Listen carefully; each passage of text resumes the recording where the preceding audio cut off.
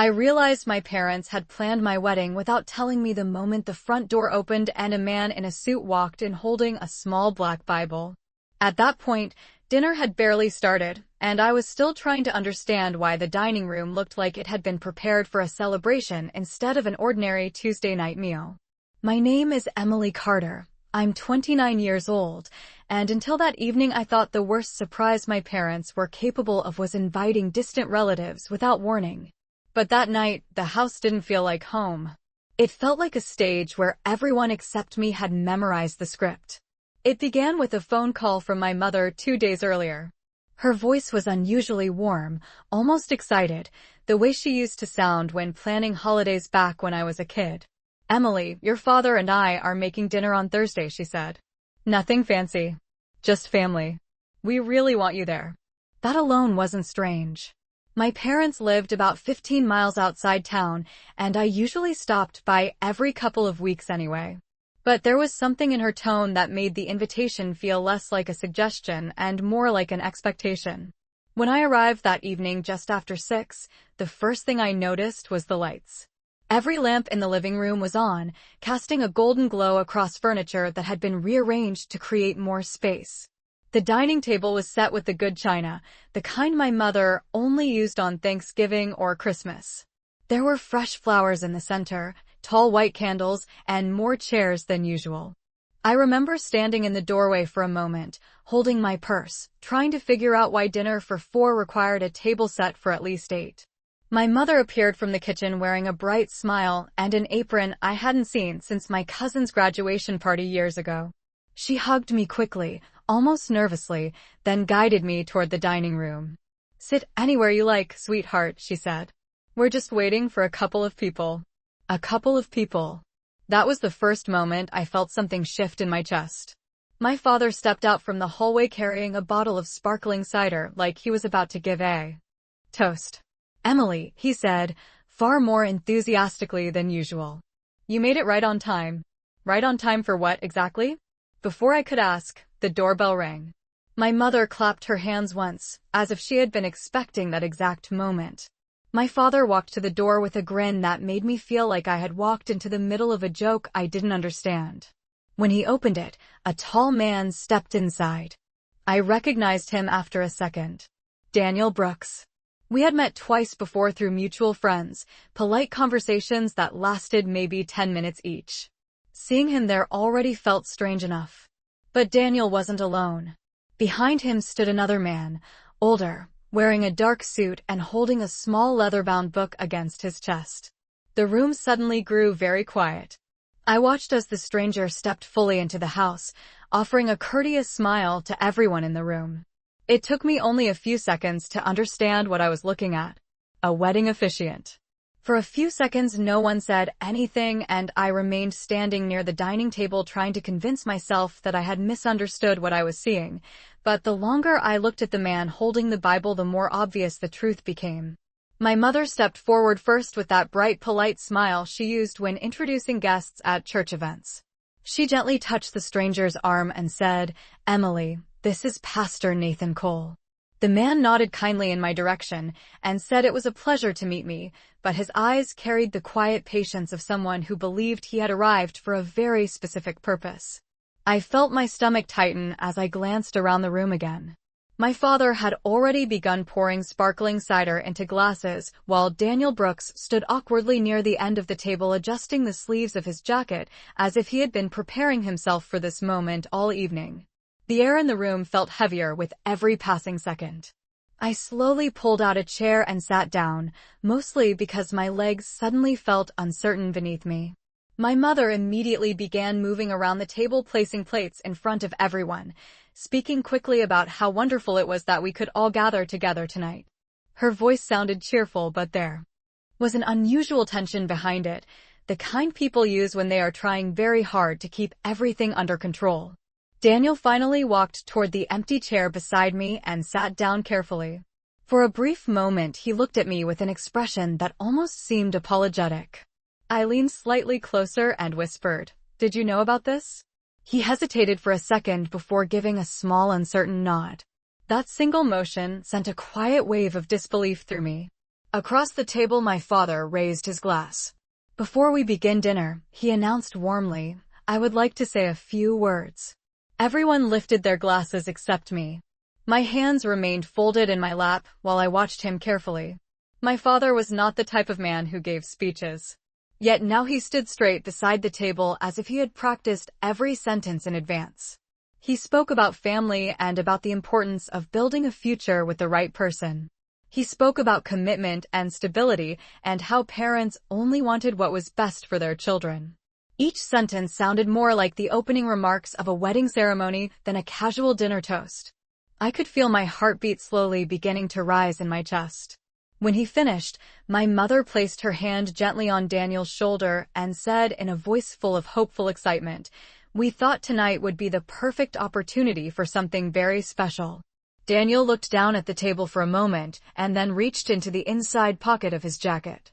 When his hand came back out, he was holding a small velvet box. The entire room grew silent as every pair of eyes turned toward me, waiting for my reaction. Daniel slowly opened the small velvet box, and inside was a simple silver ring that caught the light from the candles in the center of the table. No one spoke. The silence in the room felt thick and unnatural, as if everyone had agreed that the next few seconds would determine how the entire evening would unfold. Daniel cleared his throat quietly and looked at me with an expression that was careful and uncertain at the same time. It was the look of someone following instructions, but hoping the outcome would still somehow be acceptable. My mother clasped her hands together under her chin like a proud event planner watching her plan reach its most important moment. My father stood beside the table with the same confident smile he used whenever he believed he had solved a complicated problem. Pastor Nathan Cole remained near the doorway, observing the scene with calm patience, the small Bible still resting against his chest. Daniel shifted slightly in his chair and then stood up slowly. The chair legs scraped softly across the wooden floor. He turned toward me and took a breath that sounded rehearsed. "Emily," he began carefully, "we have known each other for a while now, and I think everyone here can see that we would make a strong partnership." Partnership. The word sounded strange in the middle of what was supposed to be a proposal. I stared at the ring for a moment while my mind tried to catch up with what was happening around me. My mother spoke before Daniel could continue. "Sweetheart, we just thought this would be a wonderful surprise," she said gently. "You and Daniel share the same values and you both want stability. Sometimes the best decisions in life come from the people who love you most." I slowly lifted my eyes and looked around the table. My father nodded as if confirming her words. Daniel still held the ring box open, waiting for me to respond. The candles flickered quietly in the middle of the table while the smell of roasted chicken drifted in from the kitchen. Everything about the scene looked calm and carefully arranged, but inside my chest the realization had finally settled into place. This was not a surprise celebration. It was a decision that had already been made without me. Daniel began to lower himself onto one knee beside my chair. The movement felt slow, almost unreal, like watching something unfold through a pane of glass. My mother whispered excitedly, "Oh, this is perfect." My father lifted his phone slightly as if preparing to capture the moment. Daniel looked up at me holding the ring between his fingers and asked the question everyone in the room expected me to answer. But instead of speaking right away, I turned my head and looked directly at Pastor Nathan Cole standing quietly near the doorway. For the first time since he had arrived, his expression shifted slightly. It was subtle but unmistakable. He was beginning to understand that something about this moment was not right.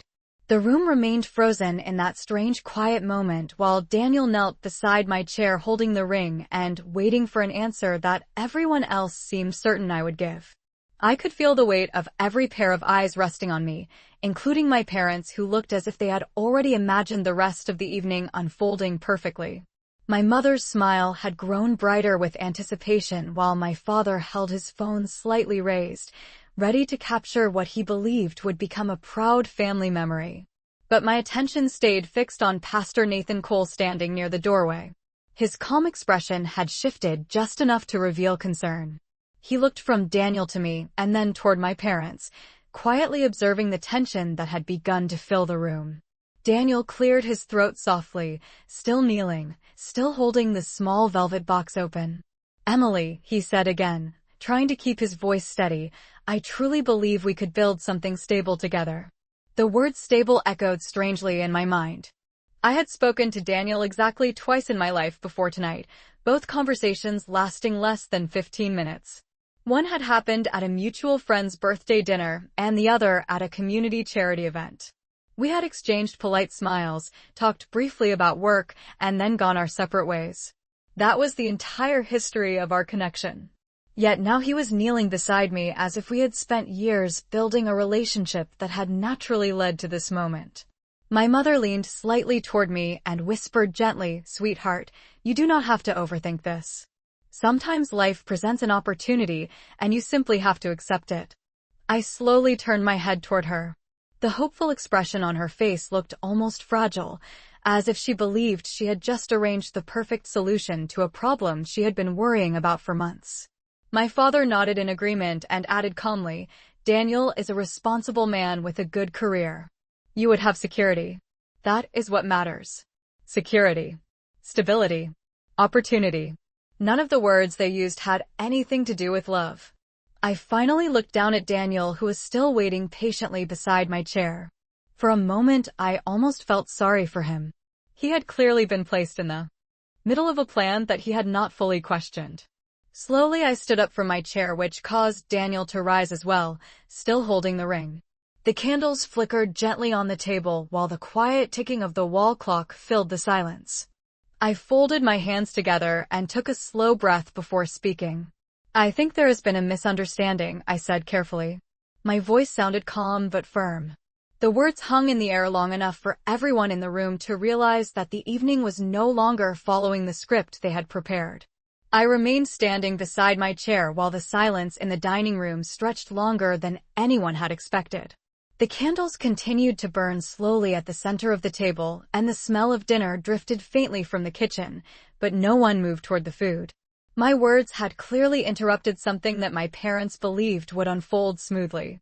My mother's smile faded first. It did not disappear completely, but it shifted into something tighter, something that tried to look reassuring while hiding disappointment.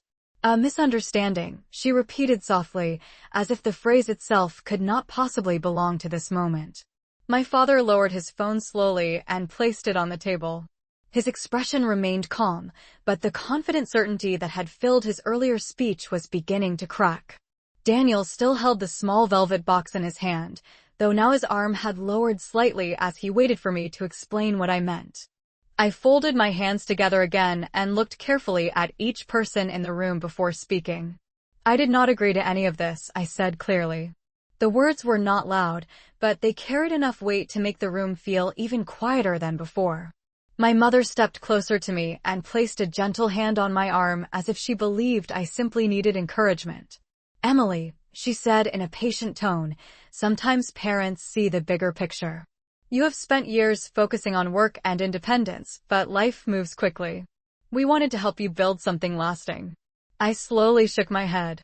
"Marriage is not something you arrange for someone else," I replied. My father leaned forward slightly at the table and spoke in the calm, practical voice he used whenever he believed. He was explaining a logical solution. "Daniel is responsible, respectful, and financially secure. Many people search their entire lives for a partner with those qualities." Daniel shifted his weight uncomfortably beside me. He finally closed the ring box and lowered his hand completely. For a moment he looked almost relieved that the moment had paused long enough for the conversation to change direction. I glanced toward Pastor Nathan Cole again. He had taken a few steps closer to the table now, his calm eyes moving thoughtfully from one person to another. He spoke for the first time since arriving. "I apologize for interrupting," he said gently, "but I would like to ask a simple question." Everyone turned toward him. His voice remained respectful and steady as he looked directly at me. "Miss Carter, were you informed ahead of time that this evening would involve a marriage proposal and a ceremony?" I met his gaze without hesitation. "No," I answered. The response was clear and immediate. Pastor Cole nodded slowly and then looked back toward my parents. His expression remained polite, but the quiet concern in his eyes had grown stronger. In that moment it became obvious that the evening had reached a point that none of them had fully prepared for. I could feel the tension in the room shift the moment my answer settled in the air. Pastor Nathan Cole remained still for a second, as if carefully measuring the meaning of my words before responding. The quiet ticking of the wall clock seemed louder now, each second stretching the silence further. My mother drew in a slow breath and looked toward the pastor with a polite but strained smile. Of course she knew, she said quickly, though the certainty in her voice sounded thinner than before. We have been discussing Daniel for months. Emily simply does not like surprises. My father nodded beside her as if reinforcing the claim. But neither of them looked directly at me while they spoke. Pastor Cole folded his hands calmly in front of him. His voice remained respectful, yet there was a firmness behind it now. I understand the desire to help guide family decisions, he said gently. However, a marriage ceremony requires clear and willing participation from both individuals involved. The room remained still. Daniel shifted slightly beside me, glancing toward my parents, and then back at the floor as if he was realizing that the situation was not unfolding the way he had expected. My mother tried again, her tone softer this time, almost pleading. Emily, sweetheart, everyone here wants what is best for you. We thought tonight would help you see the possibilities that you have been ignoring. I turned toward her slowly. For the first time that evening, I allowed the full weight of what had happened to settle into my voice. You did not ask what I wanted, I said quietly. My father leaned back in his chair and crossed his arms, clearly frustrated now. We did not think you would refuse a good opportunity, he replied. The word opportunity echoed through the room in a way that made Daniel finally lift his head. He looked at me with an uncertain expression and spoke carefully. Emily, I was told you had been considering this for some time. His voice held no accusation, only confusion. I met his eyes and answered honestly. No one ever asked me. Daniel looked toward my parents, the realization slowly forming across his face. Pastor Cole watched the exchange closely before speaking again. I believe it is important that everyone pause for a moment, he said calmly. Marriage is not simply an event that can be arranged in advance. It requires agreement that is freely given. The candles continued to flicker gently on the table, casting long shadows across the room. My mother's hopeful expression had completely faded now, replaced by disappointment that she could no longer hide. My father stared down at the untouched glasses of sparkling cider, as if trying to decide what to say next. Daniel closed the small velvet box and slipped it back into his pocket. For the first time since the evening began, it seemed clear to everyone present that the carefully planned moment had begun to unravel. I watched the quiet understanding spread across Daniel's face as he slipped the ring box back into his jacket pocket. The hopeful excitement that had filled the room earlier had completely disappeared, leaving behind a heavy silence that felt almost uncomfortable to breathe in. My mother stood very still beside the table, her hands clasped together tightly as if she were trying to hold the evening together through sheer determination. My father remained seated, his posture rigid, staring at the untouched glasses of sparkling cider as though the situation might somehow fix itself if he waited long enough. Pastor Nathan Cole slowly stepped closer to the table, his expression calm but serious. He spoke carefully, choosing each word with the quiet authority of someone who had seen many important moments unfold in front of him. I believe it would be wise to pause this evening's plans, he said gently. A marriage ceremony must begin with two people who arrive freely and willingly. Without that understanding, there is nothing meaningful for me to officiate. My mother let out a quiet breath that sounded almost like disbelief. Pastor Cole, she said softly, trying to recover the confidence she had earlier, this is simply a misunderstanding between parents and their daughter. Emily is surprised, that is all. I shook my head slowly. I am not surprised, I replied calmly. I am being told what my life is supposed to look like. The words seemed to land heavily on the table between us. Daniel glanced toward my parents before speaking again, his tone respectful but firm. Mr. and Mrs. Carter, I think Emily deserves time to decide things on her own. My father finally looked up from the table.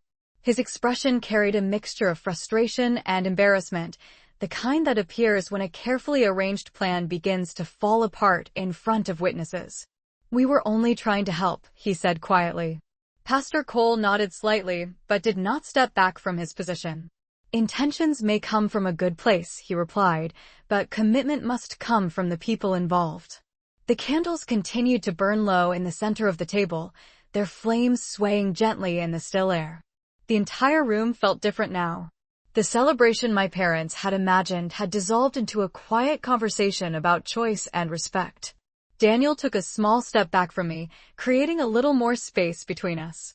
There was no anger in his expression, only the realization that he had been invited into something that should never have been arranged without my knowledge. My mother finally lowered her hands and looked at me with tired disappointment. "Emily, we only wanted you to be happy." I met her eyes and answered softly but clearly. "Then you should have asked me what happiness looks like for me." For several long seconds no one spoke. Pastor Nathan Cole closed the small Bible in his hands and took a slow breath, as if preparing to bring the evening to its natural conclusion.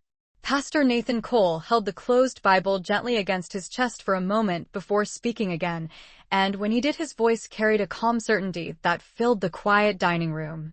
"I believe the most respectful thing I can do tonight is step away," he said. "A marriage ceremony must begin with two people who arrive with clear intention and shared understanding." No one interrupted him. My mother looked down at the table while my father rubbed his hands together slowly as if searching for a response that would somehow repair the evening. Pastor Cole gave a small, polite nod to everyone in the room. "I wish all of you the best," he continued. "But I cannot conduct a ceremony when one person has not freely agreed to be here for that purpose." With that, he turned and walked toward the front door.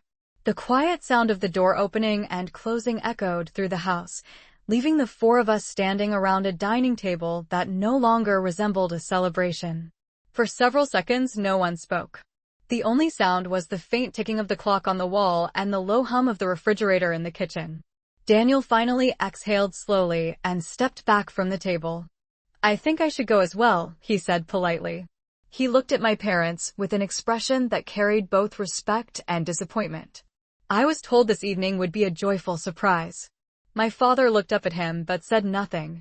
My mother remained silent, her shoulders slightly slumped as if the energy she had carried all evening had quietly drained away. Daniel turned toward me then. His tone was calm and sincere. "Emily, I apologize if my presence added pressure to a situation you did not agree to." I shook my head gently. "You were not the one who created the plan," I replied. He gave a small nod of understanding and moved toward the door. A few seconds later the house grew even quieter as the sound of his car starting outside faded into the distance. I remained standing beside the table for a moment looking at the untouched dinner my mother had prepared. The candles had burned low now, their light soft and unsteady. My father finally cleared his throat and spoke, though his voice carried far less certainty than earlier in the evening. "We only wanted to make sure you would not face life alone," he said. I looked at him and answered calmly. "Being alone is not the same as being controlled." My mother lifted her eyes slowly, and for the first time that evening there was no attempt to persuade me or guide the conversation. The room had grown quiet in a different way now, not tense but reflective, as if everyone had finally realized that the evening had revealed something deeper than any of us had expected.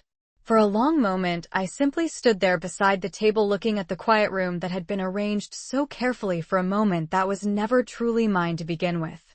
The candles had almost burned down completely now, leaving small pools of wax around their bases, and the warm dinner my mother had prepared sat untouched on the plates. The evening had started with excitement and certainty for my parents, but now the house felt calmer in a different way, as if the tension that had been holding everything together had finally loosened. My mother slowly pulled out a chair and sat down, her hands resting quietly on the tablecloth. My father remained standing for another moment before lowering himself into his chair across from her. Neither of them spoke right away. I could see that they were both searching for words that would explain what they had done without making the distance between us even larger. After a while, my mother finally looked up at me. Her voice was softer now, not persuasive or determined the way it had been earlier. "We thought we were protecting your future," she said quietly. I walked to the end of the table and rested my hands lightly against the back of a chair. "My future is something I have to build myself," I answered gently. My father exhaled slowly and rubbed his forehead as if the evening had become far more complicated than he had ever expected. "We were afraid you would keep waiting for the perfect situation," he said. "Life does not always offer perfect situations." I nodded slightly because I understood what he meant. My parents had grown up believing that stability came from careful planning and practical decisions. To them, a partner with a reliable career and similar values looked like the safest path forward. But the quiet realization that settled over the room was that safety alone could not decide something as personal as marriage. I walked toward the window and looked out at the dark front yard where Daniel's car had disappeared only minutes earlier. The night air outside looked calm and ordinary, completely unaware that an entire plan had quietly ended inside the house. After a moment, I turned back toward my parents. "I know you were trying to help," I said. "But tonight showed me something important." They both looked at me, waiting for the rest of the sentence. "It showed me that I have to speak clearly about the life I want to live, even when the people around me believe they are helping." My mother's shoulders relaxed slightly as she listened. My father nodded once slowly, as if the message had finally reached him. The dinner table remained set exactly the way it had been earlier, but now it no longer felt like a stage or a plan waiting to happen. It was simply a table again, a place where conversations could begin honestly instead of being arranged in advance. I picked up my purse from the chair where I had left it when I first arrived that evening and walked toward the door. As I reached the hallway, I paused for a moment and looked back at them. The silence between us no longer felt heavy. It felt thoughtful, like the beginning of a different kind of understanding that none of us had expected when the evening began.